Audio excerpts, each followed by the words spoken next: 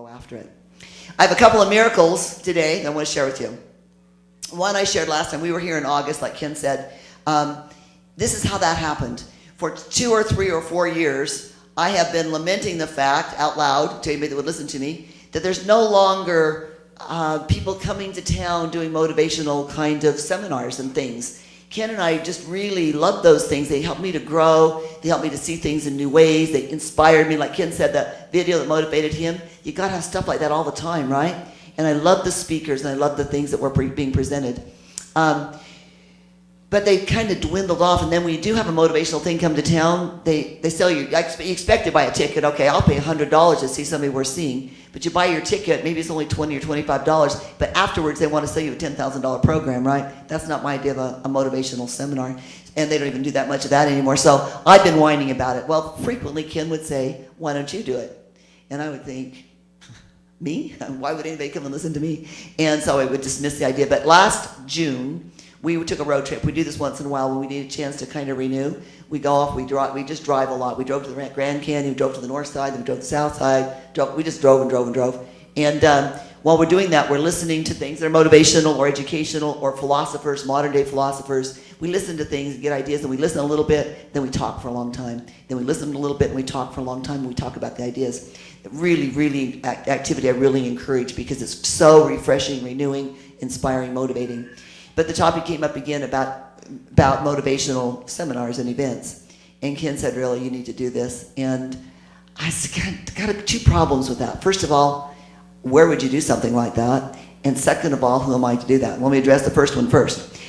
Where to do it? He said at one point, what would you think would be ideal? I said, well, hotels, you can do those conference rooms, they're easy to come by, but I can't really imagine doing something very motivating in a conference room in a hotel. They all look the same. I mean, what's interesting about that?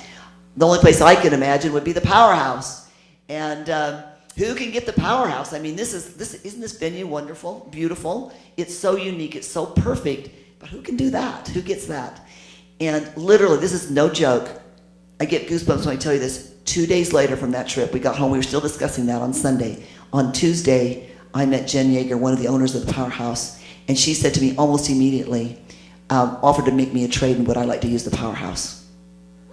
No joke, yeah. And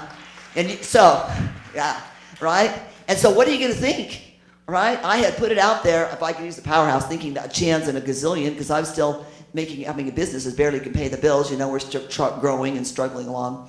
And so I had that opportunity, so now I know you got to get serious. The other thing that plagued me, though, was who am I? I mean, who wants to listen to me speak? Who am I that anybody wants to hear me? Well, even as I thought that, this quote that I use sometimes in fitness you have people that come in and they don't think they're worthy of having a lean, thin, attractive body. They think that's for somebody else. I mean, I'm telling you, it's for everybody. But some people really think they've struggled with their weight so long, they've just given up and they just think that's for somebody else. It will never be me. So when they do that, I pull out this quote. Our deepest fear is not that we are inadequate. Our deepest fear is that we are powerful beyond measure. It is our light, not our darkness, that most frightens us. We ask ourselves, who am I to be brilliant? Here I go, right? This was me. Who am I to be brilliant, gorgeous, talented, fabulous, thin, lean, attractive, right? Actually, who are you not to be? You are a child of God. Your playing small does not serve the world. Okay, I share that with my clients. And so even as I'm thinking to myself, me, who am I? I'm hearing Marianne Williamson's voice, or I can't hear her voice, I never heard her voice, but her thoughts in the back of my head. So once again, I'm here at the Powerhouse speaking to you. I found myself in a unique position of having to ask people to come and listen to me. I've never had to do that. I do a lot of speaking and teaching, but they ask me, I show up and speak. It's their problem to get the audience, right? So this time I had to get my own audience. And so thank you so much for being here and being willing to listen to me and my 2 good-looking men. Thank you. Okay, miracle number 2, and this is a true story, and this is just, I hope you can relate to this, but I'm a prayer. I pray over everything. I just pray over everything. I'm going through, I have this event tonight where I'm praying. If you're here, I probably prayed for you, or at least prayed you here, because I just pray about things. And I felt really good about the event. I felt very comfortable. I knew the vendors would have a good time. I didn't know exactly what our traffic would be, but they all did their part. I figured they'd be good. I felt good about our challenge. I felt good about speaking to you. I felt very comfortable with the whole thing. The problem I was having is what to wear. I know it sounds silly, but if you're a woman, you know what I'm talking about, right? And so I'm going through my black dresses. The other thing is, if you're a speaker or teacher, you know what you wear matters kind of too. I mean, you don't want to wear something that's distracting. So typically I wear black. So I'm going through my black dresses, and I see this pink dress, and I'm like, not the pink one, and I keep going. So finally I pray about the dress. Well, okay, Lord, I need to know what to wear, because help me out. The very first thought that comes to me is wear the pink dress. I'm like, oh, you're kidding, please. Only reason I have a pink dress at all is because I thought I bought a coral dress when I ordered it online and it came out pink. I thought it was easier to wear it than to send it back. I wore it once and it's hanging in my closet ever since. I don't wear pink typically. But my very next thought after that was, Sherry, you're going to talk to people about reaching outside your comfort zone. You're going to talk to people about the reaching foot, the dreaming foot, the getting out there and doing things that you've done differently than you've done them before. The very least you can do is wear a pink dress. So, but I stopped at the shoes now. Okay, this is it though. The pink dress has got to go. So I want to talk about, use as a metaphor, a compass, the kind of compass with 2 legs. So you know this kind of compass, you did these in school, right? You got a standing leg and you got a leg that makes a wide circle. So one leg, the outside the comfort zone is the wide circle leg, but you got to have the standing leg. You know people who out there and they're doing this one week and then this the next week and now they're off doing this. Those are people who don't have a standing leg, right? They're trying to draw circles out there with their dream, but they don't have their standing leg firmly planted. So I want to talk for just a minute about the planted leg, the standing leg, the standing foot. The standing foot are the daily disciplines, the things that we do that matter every day, that we have to do every day. Things like taking care of like finding time to be still. We need still time. Everybody's got to have some still time. Time to reflect. God said to Job, stand still and behold the wondrous works of God. And the psalmist said, be still and know that I am God. And I really like Elizabeth Barrett Browning. She had something. She said, earth's crammed with heaven and every common bush afire with God. And only he who sees takes off his shoes. You've got to have time to see and to feel and to experience things. Emerson said, in the mud and scum of things, there always something sings. Let me say that again. In the mud and scum of things, there always something sings. But you don't find that in a noisy world, the things that sing, you find that in the quiet time. So we need time every day to reflect and have some quiet time. We need to have time to take care of our bodies. Ken talked a lot about that. But this is the instrument of success, this thing that we live in, this body we live in, this is our instrument of success. It seems to be like in our society that being too busy to sleep or too busy to eat or too busy to exercise, it's like a badge of honor. I'm so busy, I only get 4 hours of sleep a night. What is that? That's not taking very good care. You wouldn't treat your car sometimes the way we treat our bodies, right? It wouldn't get you anywhere. Our bodies are the same way. We've got to take time to make sure we sleep. This is one of the busier weeks of my life. Could be right up there with the busiest. I went to bed last night. I got 7.5 hours of sleep. That's because I want to practice what I preach, right? And I do that every night. We have to have enough food to eat. Our body works not, guess what? Your body does not work on caffeine. I know that's a little known fact, but that's not where you get energy. We get energy from food, so we've got to eat. We've got to exercise. Those things every single day, taking care of your body. If you don't have time for that, you're too busy. We need to make sure that we take care of our intellect and grow. Did you know that ancient Greece, not classic Greek, but ancient Greek, they had the common man, everybody. They had a written government. Everybody could read and write, and they lost the ability to read and write. A whole culture could read and write, and they lost it. Totally lost it for hundreds of years. In Europe, we had the Dark Ages, yeah? We had the Dark Ages in Europe. A whole continent fell into darkness. But China never had Dark Ages. We don't have to go into Dark Ages, and here's the deal. If you don't use it, you'll lose it. Marianne Ferguson said that if we are not learning and teaching, we're not awake and alive. In fact, she goes on to say that learning is like health. Then she said, no, learning is health. So it's really important that we find time to feed our intellect. A lot of people talk about growing old. I don't remember the things they used to. Well, I don't know about. Maybe I always say my hard drive's full. But truly, if we're not growing and using our intellect, we are going to lose it. It's nothing to do with age. It's neglect. Just like our bodies. If we don't use our brain and always be stimulating it, we're going to lose. Not only are we not going to learn more, we're going to lose what we already had, right? And then we have to have relationships. Ken talked about our elephant ride in Thailand, And Toby, would you flip that up there? There we are, riding the elephants in Thailand. That's cute, right? That was in 2007. We were riding from one village to another. It was a 2 or 3 hour ride through the jungles. I mean, this is like a classic elephant ride. This was a great adventure, a marvelous adventure. It was a bucket list adventure, and I've got a dozen or more like it. I could show you pictures all day, but I won't do that. Nobody wants to see vacation pictures. But the greatest adventure of my life, the greatest thrill of my life was this. Would you show us the next slide? This is our family, our 6 children, our 16 grandchildren. We're short one son-in-law here. This was taken 2 years ago. You know what? I wouldn't trade any adventure I ever had for even a neglected relationship, a damaged relationship with any one of these people, let alone losing them. This is what matters. We got to take time every day to invest in the people that we care about. You just got to do it. Maybe not every day. You're not going to be able. There's 29 of us. Okay, I'm not going to invest every day in all 29 people, but I got to regularly be checking in and making sure that I don't lose those relationships. So taking care of your marriage, making sure that you're there for your family while you're seeking success, that's really important. The last one is professional.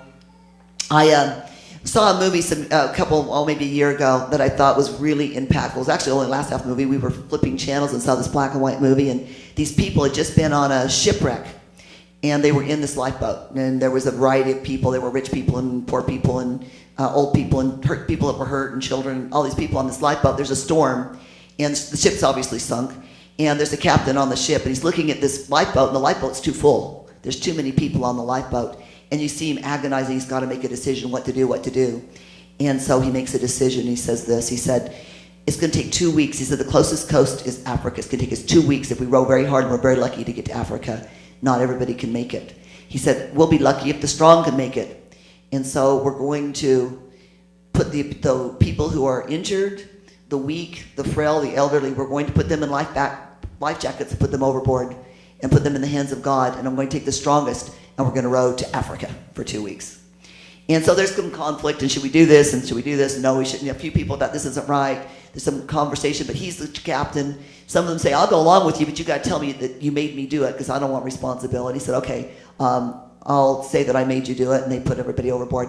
And then they begin to row in the storm. The storm gets worse and worse, and they row all night. But only all night, because in the morning a ship comes. They're all excited, and they're cheering, and they're excited to have the ship, and we're going to be saved. And then it begins to dawn on them. They'll be saved. They're going to live, but at what price? It was only 12 hours ago they put their friends and injured and old people and women adrift so that they could live.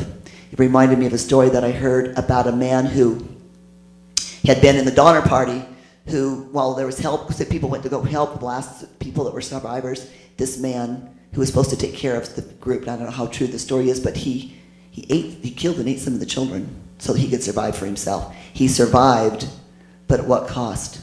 So we're busy out there making our dreams come true. We want to make sure that we don't damage anybody along the way, that we put people first. At FitMania, would you show us the next slide, please? This is our culture.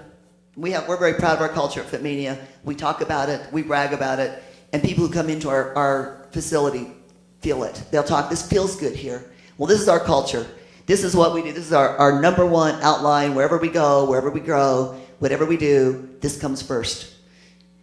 Of course, I started with a quote with Zig Ziglar. I use it all the time. I used it for a lot of you and your emails. You can get everything in life you want if you'll just help enough other people get what they want. That's not necessarily our culture. We just say that a lot. But FitMania, it's a culture of caring. Number one, people first. The clients, the people come in our doors, each other, it's people first. It's always people first. Nothing else matters but the people. Then we walk our talk, do the right thing, and help everyone succeed. And our mission statement, FitMania's mission, we use all of the knowledge, wisdom, personal power, and faith we possess to inspire everyone who comes into FitMania to reach their full potential.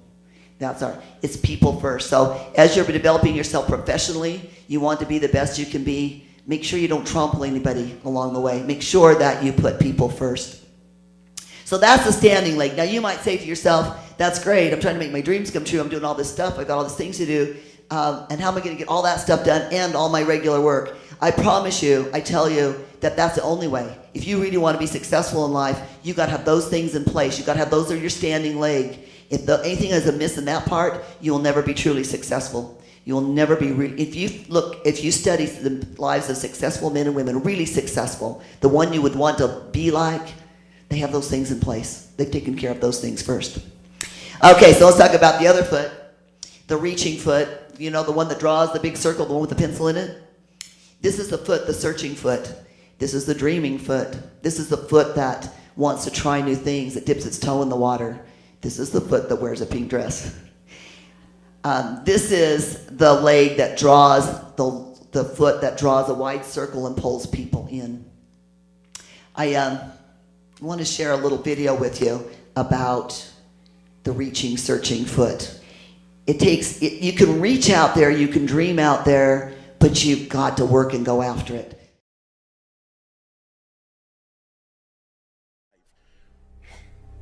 Where it's the right time to do a great thing.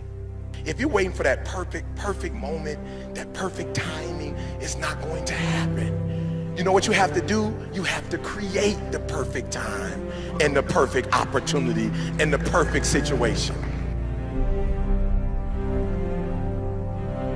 So that a lot of people become comfortable. They stop growing. They stop wanting anything. They become satisfied. People getting ready to go to jobs that they don't like. Jobs that are making them sick. You see, when you're not pursuing your goal, you are literally committing spiritual suicide. When you have some goal out here that you're stretching for and reaching for that takes you out of your comfort zone, you'll find out some talents and abilities you have that you didn't know you have. When the messenger of misery visits you, what are you going to do? What will keep you in the game?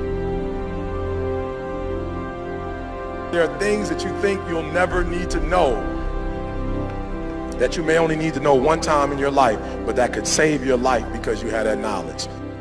Unless you attempt to do something beyond that which you've already mastered, you will never grow. What is it that you looked at some point in time and you decided that you couldn't do it, that you talked yourself out of it?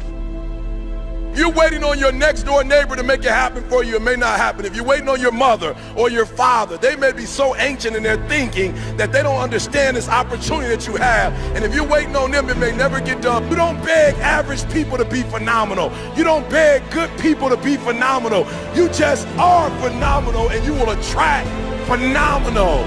What reason can you remember that you can call on, that you can reach on, that can make you get back up? Find that reason. If you're not where you are, if you're not where you want to be, if you don't have what you want to have, if you're not where you think you should be at this particular place, it has nothing to do with the system, but it has everything to do with the fact that you're not making the sacrifice. I want you to make that dream become a reality, because if you don't, you will be working for somebody else to make their dreams become a reality. Everybody is against you or don't believe in you no more. And let me tell you something, that's a lonely feeling. It's a lonely feeling, particularly people that you're doing it for. Most people take their greatness, take their ideas to the graveyard with them. Listen to me, if it was easy, everybody would do it. There are people right now who are working who don't want to work. There are people who hate their jobs, but they keep getting up to do it. The wealthiest place on the planet is the graveyard. Because in the graveyard we will find inventions that we never ever were exposed to. Ideas, dreams that never became reality. Hopes and aspirations that were never acted upon. Question is, what are you going to do with your time? What drives you? And greatness is a lot of small things done well. Day after day, workout after workout, obedience after obedience, day after day. When things don't work out for you, when things happen that you could not anticipate, what are the reasons that you can think of that can keep you strong? You will never ever be successful until you turn your pain into greatness, until you allow your pain to push you from where you are to push you to where you need to be. Stop running from your pain and embrace your pain. Your pain is going to be a part of your prize, a part of your product. I challenge you to push yourself. See, it's easy to be on the bottom. It doesn't take any effort to be a loser. It doesn't take any motivation, any drive in order to stay down there on a low level. But it calls on everything in you. You have to harness your will to say, I'm going to challenge myself. I mean that what you did last week don't count. Today is the only important day. There are 86,400 seconds in a day, and how you use those are critical. You got 86,400 today, and what you do today is going to cement who you are. Nobody's going to talk about what you did last week. That the biggest enemy you have to deal with is yourself. There's an old African proverb that says, if there's no enemy within, the enemy outside can do us no harm. You have this opportunity of a lifetime. It means absolutely nothing if you don't take advantage of it in the lifetime of this opportunity. I got a saying that when life knocks you down, try and land on your back, because if you can look up, you can get up. If you want a thing bad enough to go out and fight for it, to work day and night for it, to give up your time, your peace, and your sleep for it, if all that you dream and scheme is about it, and life seems useless and worthless without it, see, it's time now. If you want to make this your decade, you've got to start saying yes to your life. You've got to start saying yes to your dreams, yes to your unfolding future, yes to your potential, as opposed to saying no. When you die on E. Leave no dream left behind, guys. Leave no opportunity left behind. When you leave this earth, accomplish every single thing you can accomplish. Listen to me, you're going to be here one day, but you'll never get here if you give up, if you give in, if you quit. And finally, guys, you got to want to succeed as bad as you want to breathe. Yeah, that was good, huh? Yeah, did you catch it? Leave no dream behind. Did you catch that? That's where we got the theme of our event, leave no dream. Because look at people dreaming about changing their bodies, to people about building a business, about promoting something, or just maybe sharing something that's valuable to them. We all came together and made this day happen. I have a dream. I want to leave you with a couple of thoughts about my own dream.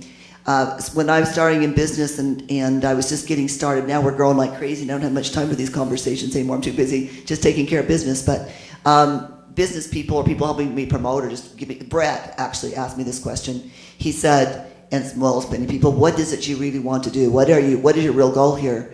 And I knew what they were looking for, but I could only have this one response. Nothing else, everything else paled. This is really what I want. And it sounds, I know you're going to think it sounds like a 18-year-old naive, starry-eyed person. This is really, really what I want.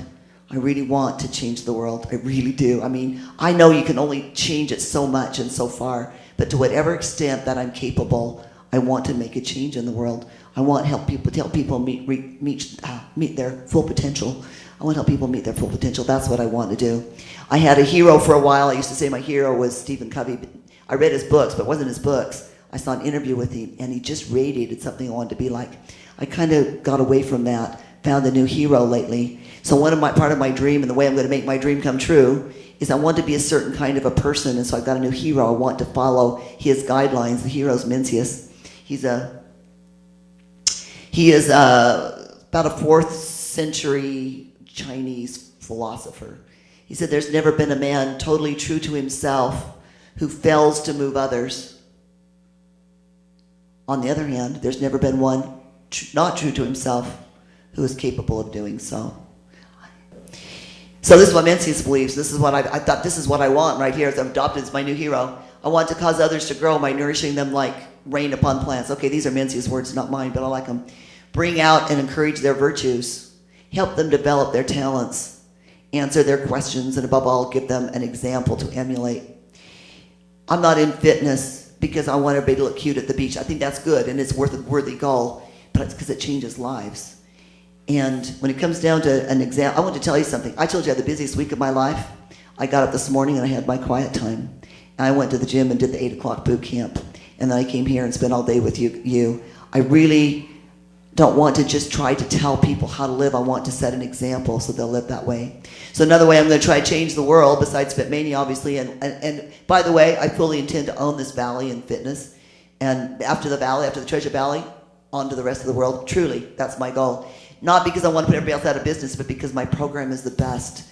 At least here and maybe anywhere. You just can't get more fit in less time. And those who've been in the program know that's true.